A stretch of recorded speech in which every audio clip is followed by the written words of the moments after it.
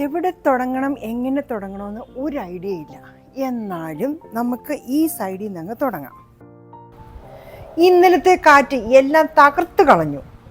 ഒരു സൈഡിൽ താങ്ങു കൊടുത്തിരുന്ന ആ കമ്പിതെ ഒടിഞ്ഞു വീണു. ഇതിൻ്റെ അടിയിൽ നിൽക്കുന്ന എല്ലാ പച്ചക്കറികളും പോകും. അതുകൊണ്ട് ഇനി ഇതിനെ വെട്ടിക്കളയാം.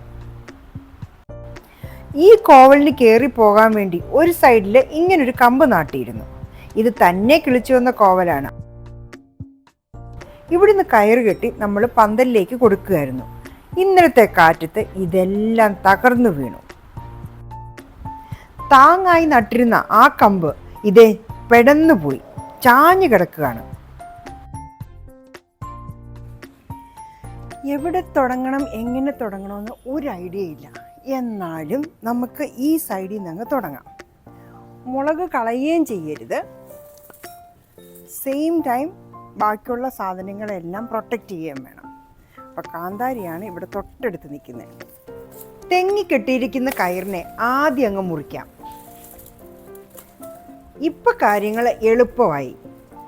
കയറ് മുറിച്ചതോടുകൂടി മുഴുവനായിട്ട് ഇളകി ഇങ്ങ് പോന്നു. ഇനി സപ്പോർട്ട് കൊടുത്തിരുന്ന കമ്പി മാറ്റാം. യെസ്, ഇത്രയേ ഉണ്ടായിരുന്നുള്ളൂ കാര്യം. ഒറ്റ കയറ് കയറ്റിവിട്ട വള്ളിച്ചെടി ആയിരുന്നുകൊണ്ട് ഇത് റിമൂവ് ചെയ്യാൻ വളരെ എളുപ്പമായിരുന്നു.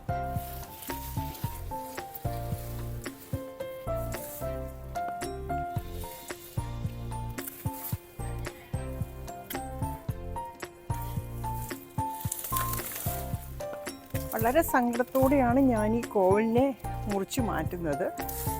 പക്ഷെ മാർഗമില്ലല്ലോ. ഈ കോവലിൻ്റെ വള്ളികളെല്ലാം കാന്താരിയെ കയറി കിടക്കുമായിരുന്നു.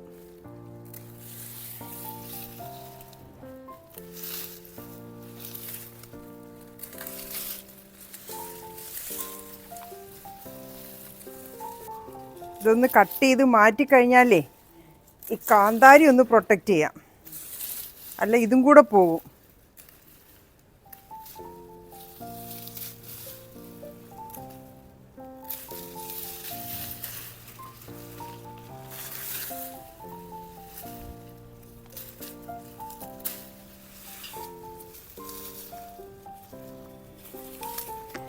നല്ലതായിട്ട് കായുള്ള കോവല, പക്ഷെ ഉണ്ടക്കായ.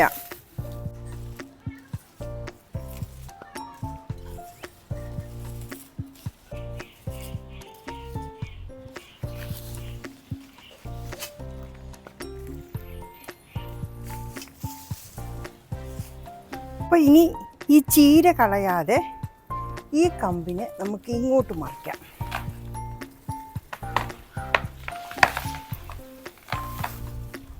ഇത് കംപ്ലീറ്റ് ചെത്ത് നിൽക്കുമായിരുന്നു. അതാണ് ഒരു കാറ്റടിച്ചപ്പോഴേ എല്ലാം മറിഞ്ഞു വീണത്.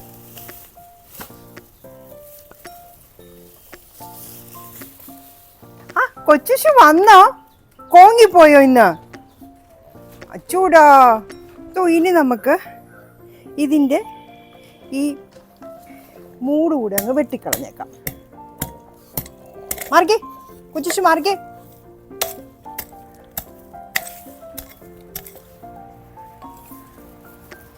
നല്ല വേര് പിടിച്ചിരിക്കുകയായിരുന്നു.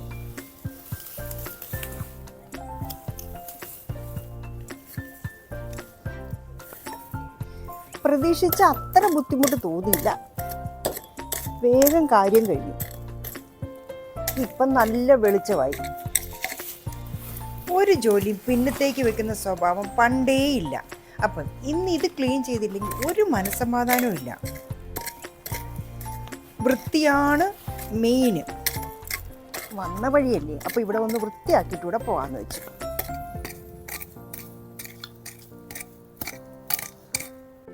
ഇതാണ് ഇപ്പോഴത്തെ അവസ്ഥ. നല്ല കാറ്റും വെളിച്ചവുമായി. ഇനി ഇവിടെയുള്ള പച്ചക്കറികൾക്കൊക്കെ വെളിച്ചത്തിൻ്റെ ഒരു കുറവും വരില്ല. ഇത് നമ്മുടെ റിങ്ങിൽ കൊണ്ടിടും. അവിടെ ഇരുന്ന് കുറച്ചൊന്ന് വാടിക്കഴിഞ്ഞാൽ നാളെയോ മറ്റന്നാളോ മഴയില്ല എങ്കിൽ നമുക്കിത് കത്തിച്ച് ചാരമാക്കാം. എനിക്കിവിടെ 2 കോവലാണുള്ളത്. ഒന്നിത്. ഇതുള്ളത് കൊണ്ടാണ് എനിക്ക് വലിയ സങ്കടമില്ലാത്തത്. മറ്റേത് പോയാലും ഒന്നെനിക്കുണ്ട്. ഇതാണ് നല്ല കോവൽ, എന്നും നന്നായിട്ട് കാതരുന്ന കോവൽ ഇതാണ്. ഇനി ഇതെല്ലാം എടുത്ത് ഞാൻ കൊണ്ടുപോയി നമ്മുടെ റിങ്ങിനകത്തിടാൻ പോവാം. ഇതിലൊരു കയറുണ്ടല്ലോ, ആ കയറിങ്ങോട്ട് നമുക്ക് സെപ്പറേറ്റ് ചെയ്തെടുക്കാം.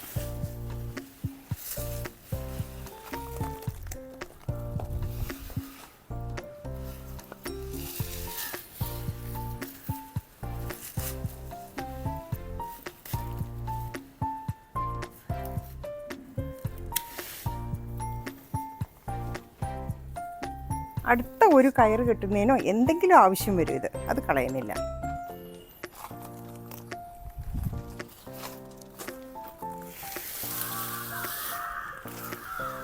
ഈ കോവലിൻ്റെ കായ അത്ര നല്ലതല്ല, ഉണ്ടക്കോവലാണ്. അതുകൊണ്ട് ഞാൻ ഇതിൻ്റെ തണ്ടൊന്നും എടുത്ത് വെക്കുന്നില്ല, ഇതേപടി കൊണ്ടുപോയി കളയാൻ പോവാം.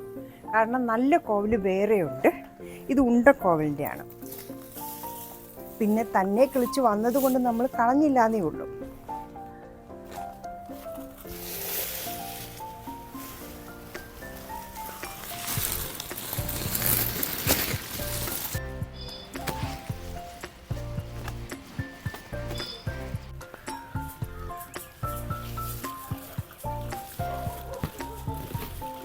അങ്ങനെ നമ്മുടെ റിങ്ങിൽ കൊണ്ടുവന്ന് എല്ലാ സാധനവും നമ്മളിട്ടു. ഒരു 2 ദിവസത്തെ സമയം ഇതെല്ലാം ഒന്ന് വാടിക്കഴിഞ്ഞാൽ നമുക്കിത് കത്തിച്ചെടുക്കാം. കഴിഞ്ഞ ദിവസത്തെ കാറ്റത്ത് ഈ വലിയ കൊമ്പ് ഒടിഞ്ഞു പോയി.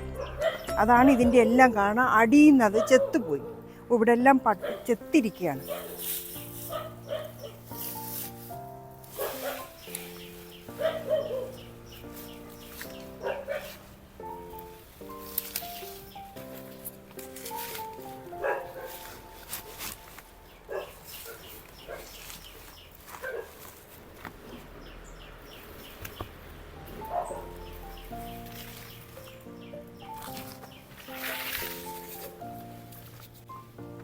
ഇവിടെ ഒരു കയറിൻ്റെ ബാക്കിയുണ്ട്, അതാണ് ഇത് താഴോട്ട് പോകാണ്ട് നിൽക്കുന്നത്.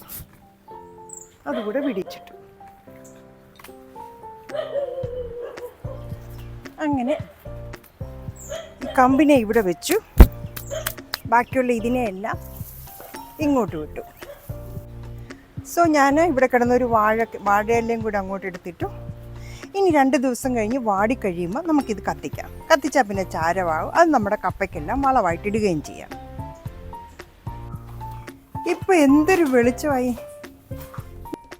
ഇനി പച്ചക്കറികൾക്കൊക്കെ നല്ല സൺലൈറ്റും ആകും. അപ്പോൾ ഒന്ന് പോകുമ്പോൾ വേറൊന്നിന് ബെനിഫിറ്റ് തന്നെയാണ്.